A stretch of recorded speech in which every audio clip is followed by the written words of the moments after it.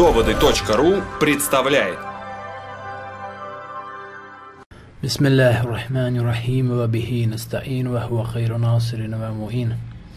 Вассалату вассаламу аля саййидил анбияи вал мурсалин, ва хабиби илахил аламин, абил касими Мустафа Мухаммад, ва аля алихи ат-таййибин ат-tahирин al-ma'sumin, ва ланату ад-даимату аля адаихи маджмаин иля киями яумиддин.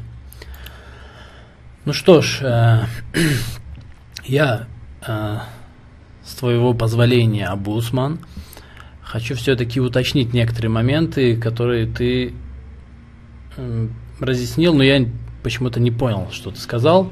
Во-первых, ты говоришь, что Ибн Таймия в этой книге не приводит хадис. И максимум, что он приводит, это передача хадиса. Ну, это удивительно на самом деле. Ты придираешься к тому, что я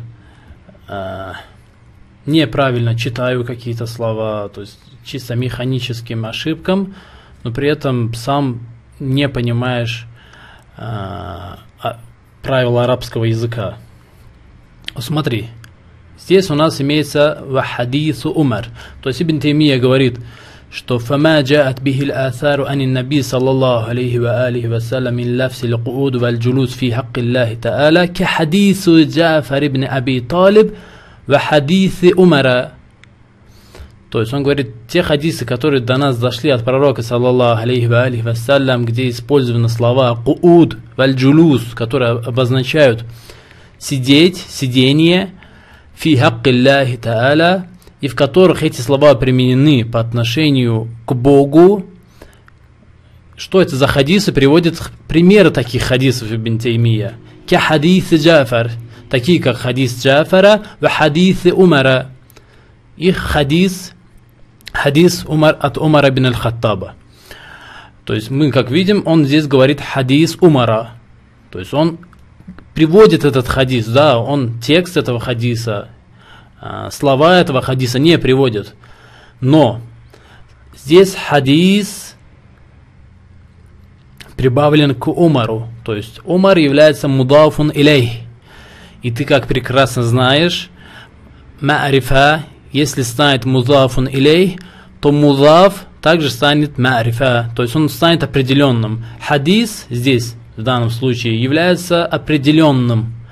Как будто бы он пришел с определенным артиклем. Если бы хадис в данном случае пришел бы с определенным артиклем, то это означало бы, что он говорит о ясном, определенном и об одном хадисе. То есть это элементарно, я не понимаю, почему ты не обращаешь на это внимание.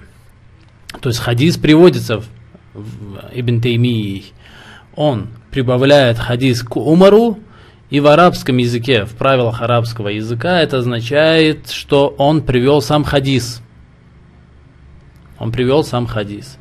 То есть название хадиса равнозначно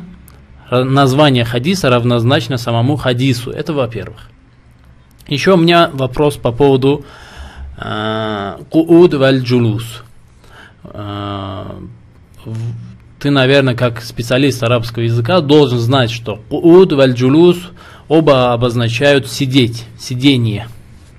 Но между ними имеется одна разница.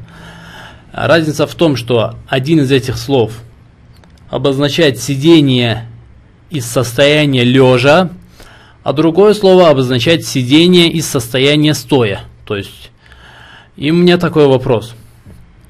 Подразумевал ли Ибн Таймия эти смыслы, когда говорил об объяснении этих слов? Кууд валь джулус. То есть он имел ли в виду, что Бог садится из состояния лежа и садится из состояния стоя? И хочу, чтобы ты этот вопрос также разъяснил. Это второй вопрос. И третий вопрос. Ты коснулся момента о том, что Ибн Таймия не принимает этот хадис, и что и другие ученые этот хадис не принимают, но здесь в сноске, где Мухаммад аль-Хамис разъясняет этот хадис, то есть приводит этот хадис, текст этого хадиса, говорит «Валь хадису бихада лиснад даифун».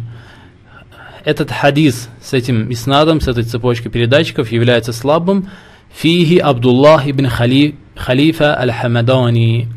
И он говорит, что среди передатчиков имеется Абдуллах ибн Халифа аль-Хамадани. Но давайте обратимся к книге. То есть этот хадис среди передатчиков, в которой находится Абдуллах ибн Халифа аль-Хамадани. Эта книга Маджму Фатава ибн Тайми, пожалуйста, это Маджму Фатава ибн Тайми, том 16,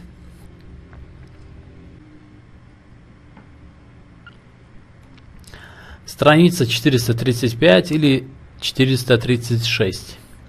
Ибн Таймия здесь говорит как раз таки об этом хадисе. Говорит: «Вамин залика аль-хадис, вамин залика хадису Абдуллах ибн Халифа аль-Машхур».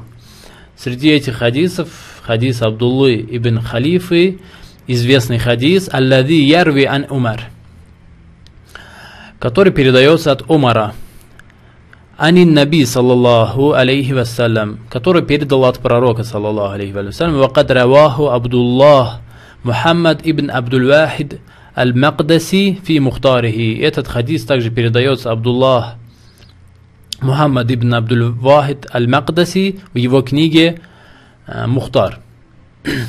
وطائفة من أهل الحديث ترده لإضطرابه كما فعل ذلك أبو بكر الإسماعيلي وابن الجوزي وغيرهم. И Ибн Таймия говорит, что группа ученых из Ахлюль Хадис опровергнули этот хадис. Среди подобных ученых Абу Бакр Исмаили, Ибн Джаузи и другие ученые. Но Ибн Таймия далее говорит: «Лакин аксара ахля сунна кабилух», то есть большинство ученых Ахли Сунны приняли этот хадис. Большинство ученых Ахли Сунны приняли этот хадис. Еще раз повторяю, Ибн Таймия говорит, большинство ученых Ахли Сунны приняли этот хадис. Вафихи каля, и в этом хадисе говорится: «Инна аршаху ау курсияху васи ас-самавати валь арды», что трон Бога охватил небеса и землю, ва иннаху яджлюсу алей, и что Бог восседает, сидит над троном. И далее он говорит: ва иннаху ла я'итта бихи атитар рахлил джадиди биракибих. Ва иннаху ла я'итта бихи атитар рахлил джадиди биракибих. То есть этот трон скрипит, подобно скрипу нового седла, из-за того, что он садится на него.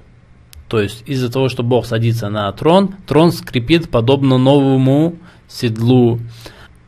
И он также далее говорит, что эти слова, это слово атит передается и в других хадисах.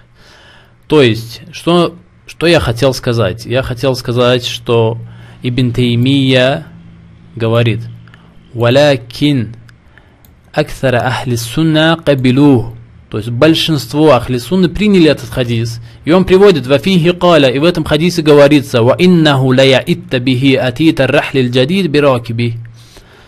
В этом хадисе говорит, что трон Бога скрипит подобно новому седлу, когда он на него садится, из-за того, что он на него садится, из-за того, что Бог садится на трон. То есть большинство ахли сунны приняли этот хадис, несмотря на то, что ватаифатун мин ахлил хадис таруддаху, группа, всего лишь группа ученых из Ахлюль Хадис опровергли этот хадис. Лакин аксара ахли сунна кабилу, но большинство ахли сунны приняли этот хадис. Вассаламу алейкум ва рахматуллахи ва баракату.